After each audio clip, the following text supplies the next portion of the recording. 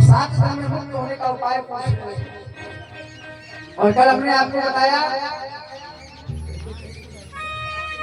कि हम सबके ही पास केवल 7 दिन है। इन्हीं 7 दिनों में हमने तुम्हें जन्म लिया। इन्हीं 7 दिनों में हम तुम पल कर बड़े हुए।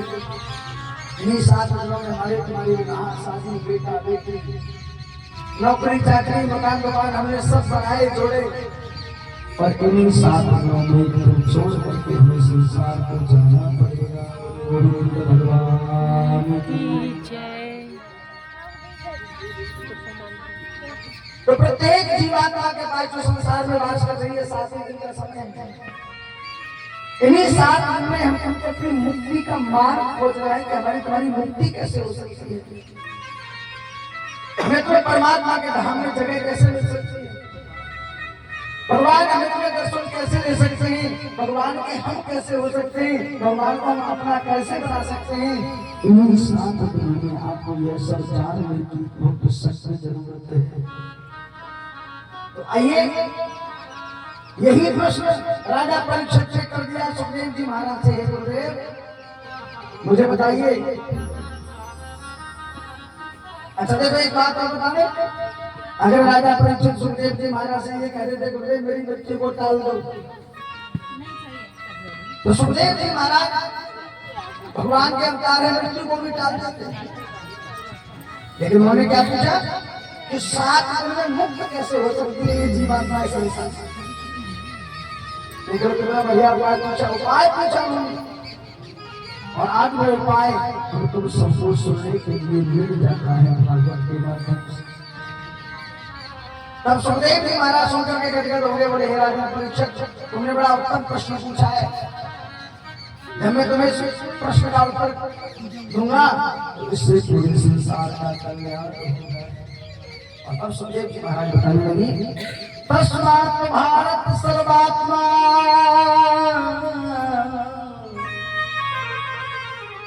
भगवान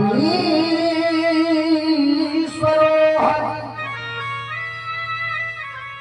श्रोतव्य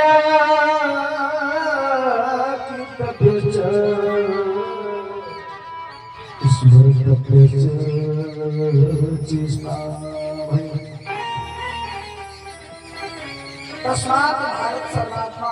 हे राजा भारत, सुखदेव जी महाराज ने आज राजा परीक्षित को पूरे भारतवर्ष के राजा है ना, इसलिए भारत कहकर संबोधन किया। हे राजा भारत, तस्मात् भारत सर्वात्मा, जो सर्व आत्माओं में विद्यमान है, चींटी से लेकर हाथी तक, ईश्वर अंश जीव अविनाश। जीवधारी दिखाई देते ना संसार में, चिड़िया कौवा तोता कुत्ता बिल्ली जितने भी दिखाई देते हैं उस सब में वही एक अंश है जो हमारे तुम्हारे अंदर है। इसलिए तस्मात् भारत सर्वात्मा भगवान ईश्वरो हरि, इसको हम भगवान हरि ईश्वर अनन्य नामों से जानते हैं। सबसे पहले उसके बारे में श्रोतव्य, सबसे पहला उपाय है श्रोता बन जाओ, मन लगाकर तो उसके बारे में सुनना प्रारंभ करो।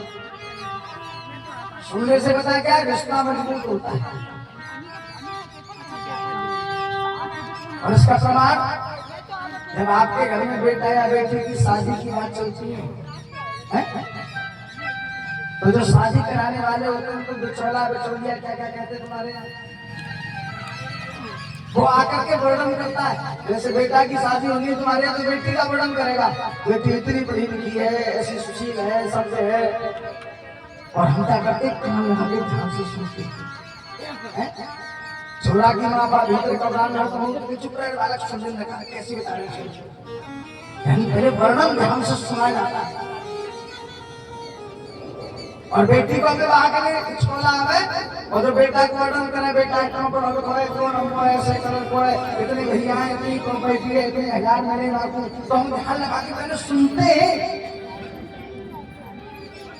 और ध्यान लगाकर सुनने के बाद में जब हमें वो वर्णन अच्छा लगता है तो हम जाकर के उस परिवार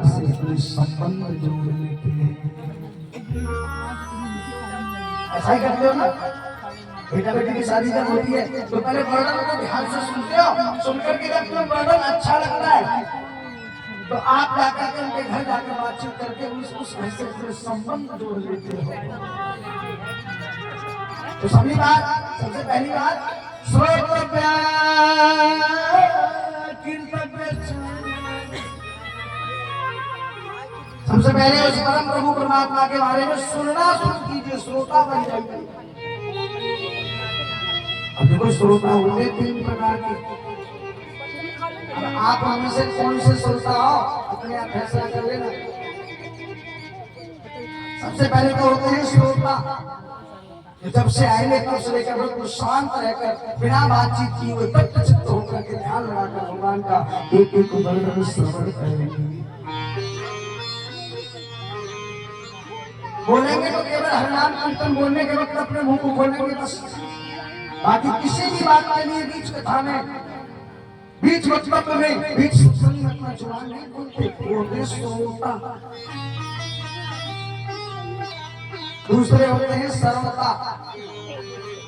सर्वता जानते, सुपारी काटने वाले तो Qatar Qatar Qatar Qatar Qatar Qatar कुछ कुछ बोलते रहेंगे बीच में, अपनी बुद्धि का परिचय देते रहेंगे। वो मतलब ये समझते हैं कि हम इतने विद्वान हैं कि देखो हम व्यास की भी बातों को कतर कतर के काट काट के कतर कतर कतर कतर कर सकते हैं। आपको सबसे पहले नंबर के लिए श्रोता, आप अपने ऊपर डाउट मत करना, लेकिन दूसरे श्रोता भी होते हैं, वो आएंगे देखो जी वैसे तो पंडाल ठीक है लेकिन इसमें कुछ सोफे वगैरह पड़े जाते तो अच्छा। देखो जी वैसे तो व्यवस्था ठीक है, अगल वाले से बगल वाले से आगे वाले से पीछे वाले से बीच बीच में थोड़ा पानी वानी भी पिलवाने वाला कोई होता तो अच्छा। थोड़ी देर बाद कहेंगे देखो जी शाम के टाइम पे चाय की व्यवस्था और रोटी पंडाल में कितना अच्छा होता है। मतलब अगल वाले को सुनने देंगे, बगल वाले को, आगे वाले को, पीछे वाले को अपनी सरलता की तरह से Qatar Qatar Qatar Qatar Qatar Qatar अपनी जुबान को चलाते रहेंगे। और तीसरे होते हैं श्रोता, वो सबसे अच्छे होते हैं। उन्हें आगे वाले से मतलब ना, बगल वाले से मतलब ना, आगे वाले से नहीं, पीछे वाले से। वो तो जैसे कि खास हुई और जो हमारे सावरा जी ने राग छेड़ा कोई बढ़िया सा एलवी सूरज है थोड़ी, और बस उस राग से मस्त एक चटचटी लगा करके अपनी नींद पूरी करने में लग जाते हैं। और जैसे जय जयकार बोली ना, जय जय श्री, पीछे से कहेंगे राधे, उछक के कहेंगे राधे, बगल से अल्लाह आएगा और बगल वाली में कोई मार के आते हैं, दीदी तुमका सुन तो लेना, बड़े ध्यान से आगमन करके मैं तो महाराज जी की कथा सुन। अब आप उनमें से कौन से नंबर के अपने आप फैसला कर लेना, लेकिन वो शास्त्र इतना कह रहा है कि कल्याण श्रोता का होता है, न सरलता का होता न श्रोता का होता। सबसे पहले भगवान की कथा में जाओ, कीर्तन में जाओ, सत्संग में जाओ, मंदिर में जाओ, धर्म स्थल में जाओ, पूजा पाठ करने जाओ तो श्रोता बन करके जाइए। क्योंकि सुखदेव जी महाराज ने यही कहे श्रोतव्य, प्रथम श्रोतव्य श्रोता बनिए। और तुलसीदास जी की रामचरितमानस में यही कह रही है नर्मदा भक्ति में, श्रवणम कीर्तनम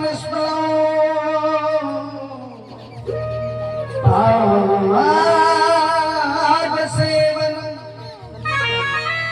अर्चनम वंदनम दास सत्य आत्मनिवेदन। नर्मदा भक्ति में सबसे पहली भक्ति कौन सी है? श्रवण करना, तत्वचित्त होकर एक चित्त होकर के बिना बातचीत किए हुए मन एकाग्र करके। देखो एक ही क्लास होती है, एक ही पढ़ाने वाला बच्चा टीचर होता है, एक जैसी सबके पास किताब होती है, एक ही ब्लैक बोर्ड होता है, एक ही लिखने का चौक होता है और एक ही मिटाने का डस्टर होता है। लेकिन उस 40-50 की क्लास में से कोई तो 98 या 99% नंबर लाता है, कोई 65-70 ही रह जाता है, कोई 35-40% रहेगा तो फेल हो जाता है। क्या चक्कर भैया क्लास में लगी थी, टीचर पढ़ाने वाला ब्लैक बोर्ड है, स्कूल देखता कौन सा फिर इतनी असमानता क्यों? जिस वक्त गुरु टीचर पढ़ा रहा होता है, सिखा रहा होता है, समझा रहा होता है, उस वक्त गदगदित होकर के सुनता है। वो 90-98% विद्यार्थी होता है। और जो अपनी सीट में बैठ कर बगल वाले पेंसिल पूछते रहे, कॉपी भाई भगवान रहे कि झुमका को ध्यान भंगी करते रहे, अपनों करते रहे। वो 60-70% तो जो बिल्कुल क्लास में बैठ के झपकी मारे, ध्यान ही न दे गुरु जी का कहने कह रहे होंगे, हमें तो घंटा पूर्व है रस कैसे वो फेल भी हो जाते। कोई IPS PCS बन जाता है उसी क्लास में से, कोई ओवरसीज इंजीनियर रह जाता है, और कोई हमकार 4th क्लास 87